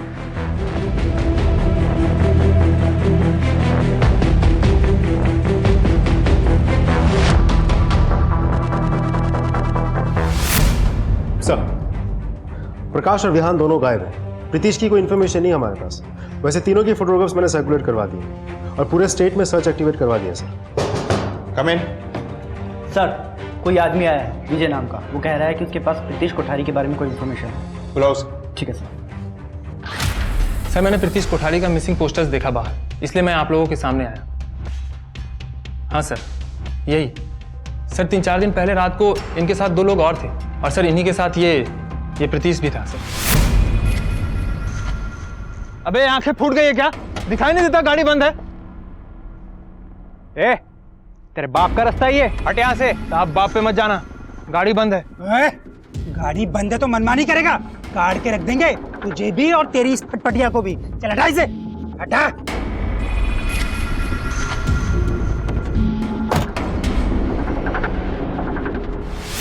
सर प्रीतिश को आखिरी बार प्रकाश और विहान के साथ यहाँ देखा गया था, जीडीए कॉलोनी। यहाँ से कहाँ गए होंगे सर? गुलशन, अब और लगने लगा है कि बचाने में देर हो गई है शायद। एनीवे, एटलीस्ट अब एक जनरल डायरेक्शन तो है। इस पॉइंट से कनेक्ट होने वाले सभी मेजर रास्तों पे पूछताछ करो, खासतौर पे हाईवे। देखो कुछ मिलता है क्या, और लोग डिप्लॉय करो। एक एक गली, एक एक स्पॉट की तलाशी लो, कुछ छूटना नहीं चाहिए। सर,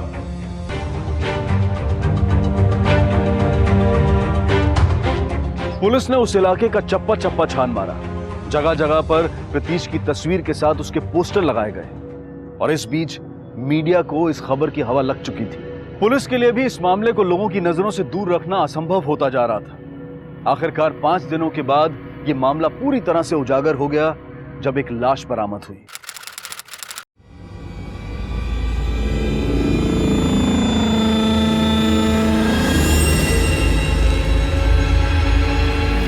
हटिए आप लोग हटिए प्लीज, हटिए हटिए पीछे प्लीज, हटिए। लोगों को दूर रखो, क्राइम सीन कंटामिनेट नहीं होना चाहिए। मीडिया को जितना दूर हो सके रखो, और एंटायर एरिया एक एक इंच अच्छे से चेक करो, देखो कुछ मिलता है कि नहीं। जी साहब, पीछे जाइए प्लीज, पीछे जाइए और पीछे जाइए प्लीज। प्रीतिश के घर वालों को कांटेक्ट करो और बॉडी आइडेंटिफिकेशन के लिए बुलाओ।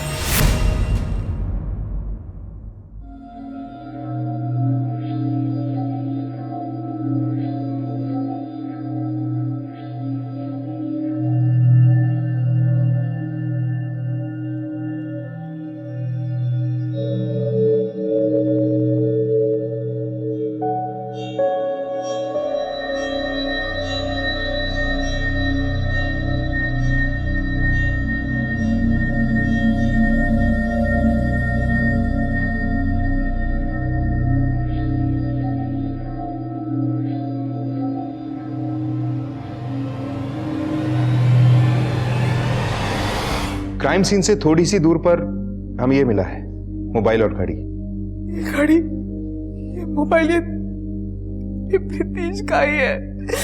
आरती ने उसे गिफ्ट दी थी, हमेशा पहने रखता था। प्रीतिश ही है ये। गुलशन, इसके बावजूद आइडेंटिटी को ऑफिशियली कंफर्म करना होगा। डीएनए टेस्ट अरेंज करो। प्रकाश और विहान को जल्द से जल्द ढूंढना होगा। मीडिया भी इस केस में इन्वॉल्व है। केस को हाई प्रोफाइल बनाने में टाइम नहीं लगेगा। हमें जल्द से जल्द इस केस को कंट्रोल करना है। सब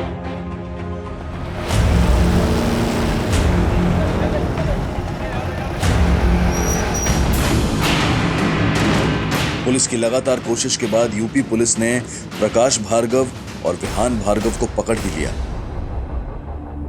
तुम दोनों के खिलाफ बहुत से लोगों के बयान है हमारे पास। सभी ने तुम दोनों को प्रीतिश को अपने साथ कार में ले जाते हुए देखा था। शादी वाली रात तुम दोनों ही प्रीतिश को अपने साथ गाड़ी में डालकर कहीं ले गए थे। कहाँ ले गए थे उसे? वहीं ले गए थे जहाँ के वो लायक था। उसकी हिम्मत कैसी हमारी बहन से दोस्ती करने की। प्यार व्यार शादी करेगा वो भी हमारी बहन से। साला अपनी जात भूल गया। हम लोग के साथ खड़े रहने की औकात नहीं है उसकी, इसीलिए मार दिया उसे। वैसे तुम्हारी हिम्मत की दाद देनी पड़ेगी। 2 साल पहले मोनिका पॉल मर्डर केस में इन्वॉल्व हो तुम, बेल पे बाहर हो, उसके बाद ये कांड। प्रकाश भार्गव और विहान भार्गव ने पुलिस के सामने अपना जुर्म कबूल किया, लेकिन वो तीसरा आरोपी जिसने प्रकाश और विहान का साथ दिया था वो अब भी फरार था। आखिरकार बलदेव पहलवान 23 मार्च 2005 को पुलिस की गिरफ्त में आ गया। उसके खिलाफ एक अलग केस दर्ज किया गया। दिन रात एक करके पुलिस ने आरोपियों के खिलाफ एक सशक्त मामला बनाया।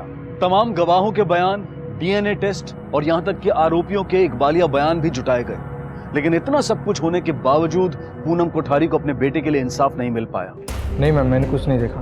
मैम वहाँ पे बहुत अंधेरा था तो मैंने ठीक से कुछ देखा नहीं वहाँ पे। यही लोग थे या नहीं पता नहीं मैम। हम तो काम में बिजी थे मैडम।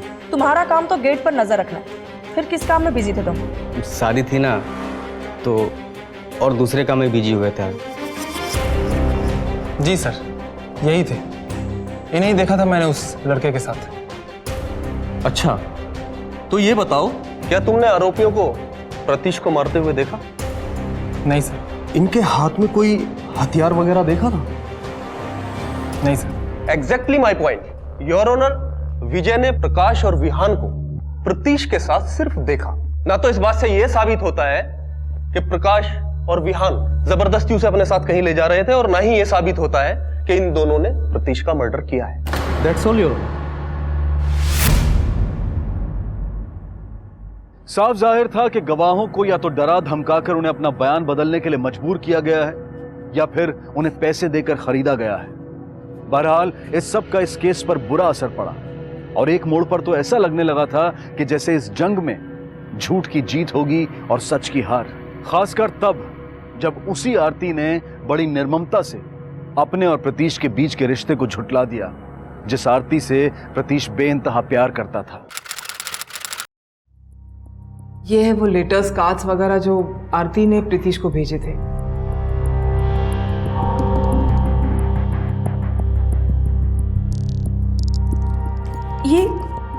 ये सब आपने मुझे पहले क्यों नहीं दिए? किसे पता था कि इस रिश्ते को साबित करने की जरूरत पड़ेगी। आरती ने ही मुझे मना किया था। उसने बोला था कि ये चीजें बाहर नहीं आनी चाहिए। उसे उसकी और उसकी फैमिली की बदनामी का डर था, लेकिन अब हमारे पास भी और कोई चारा नहीं है।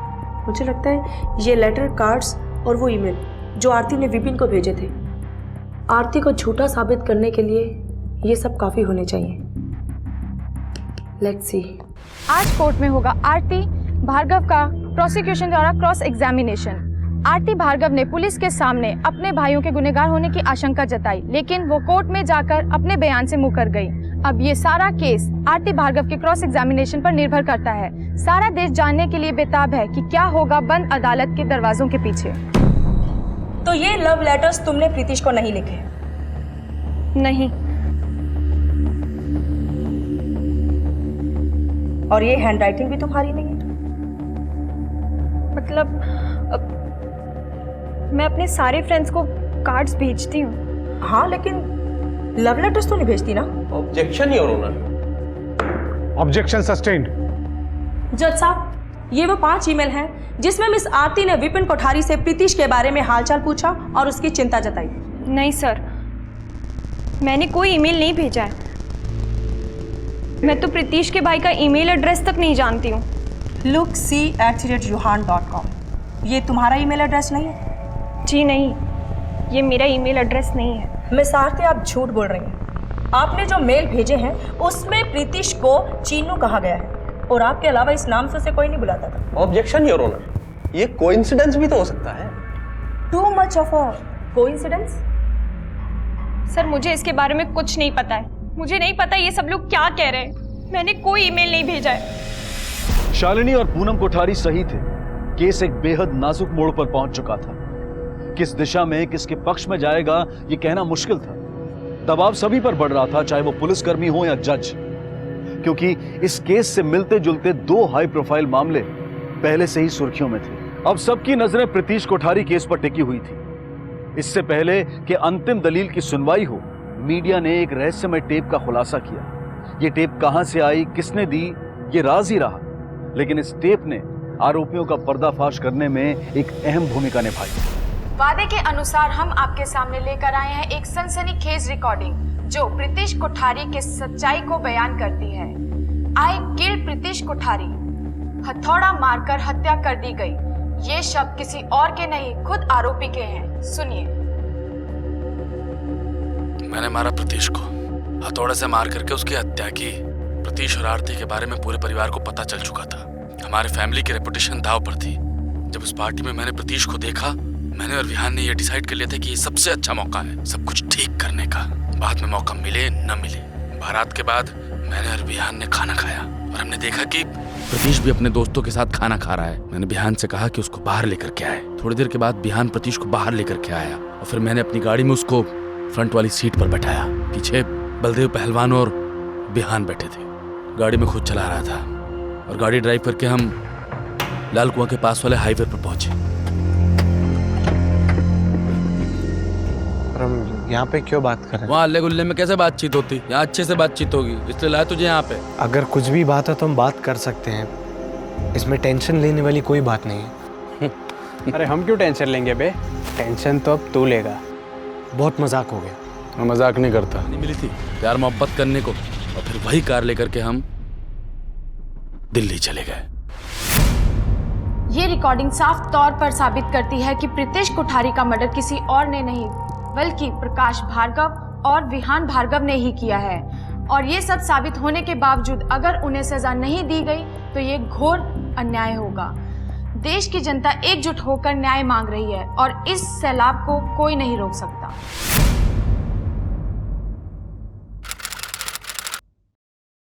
सच सबके सामने है जज साहब। ये रिकॉर्डिंग कोर्ट में भले मायने ना रखती हो, लेकिन इसमें मौजूद सच बार बार कोर्ट में दोहराया जा चुका है। प्रकाश भार्गव और विहान भार्गव, इन दोनों के पास छिपने और भागने के अलावा कोई जगह नहीं। That's all.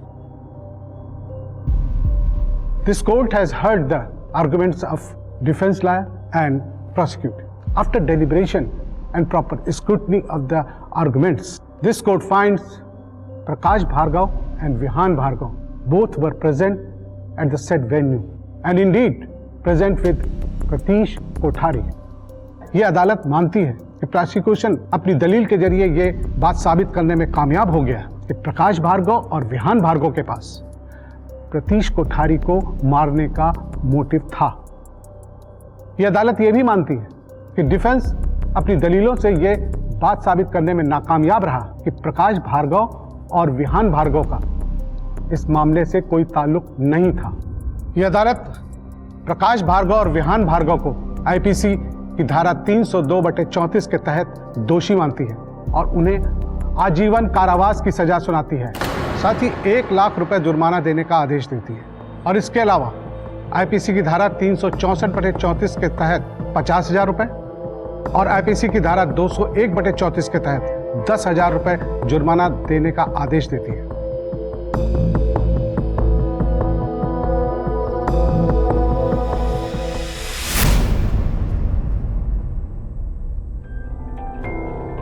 थैंक यू शरण, थैंक यू सो मच। अगर आप नहीं होती तो। Excuse me.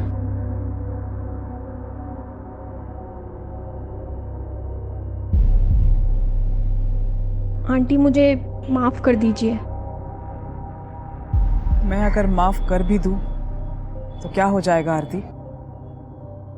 तुम अपने आप को माफ कर पाओगी कभी?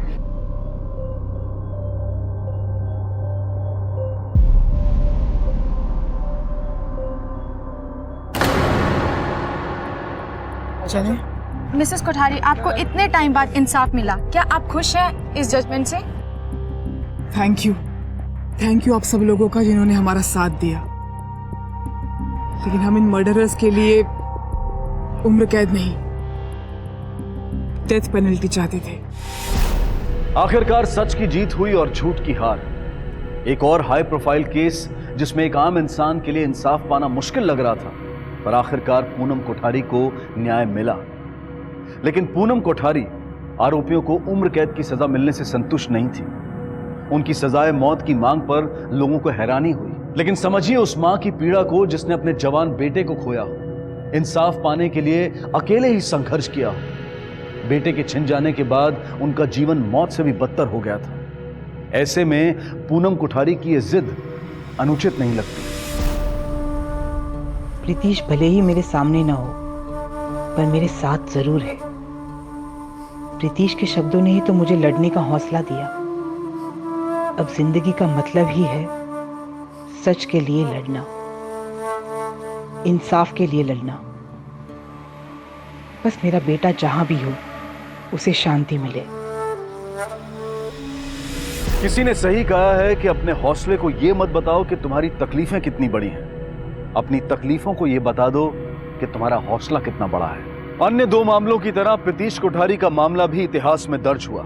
उम्मीद है कि इन एग्जाम्पल से यह सिद्ध हो गया होगा कि चाहे कोई कितना ही ताकतवर क्यों ना हो, कितना ही अमीर क्यों ना हो, लेकिन वो कानून से बड़ा नहीं हो सकता। इसी विचार के साथ अब मैं अनूप सोनी आपसे विदा लेता हूं। फिर मुलाकात होगी अगले एपिसोड में एक और चौंका देने वाले केस के साथ। तब तक अपना और अपने परिवार का ख्याल रखें और देखते रहें क्राइम पेट्रोल डायल 100। सबक एक को सीख हम सबको। जय। इस तरह के और भी एपिसोड देखने के लिए हमारे चैनल को सब्सक्राइब करें और बेल आइकन दबाना ना भूलें।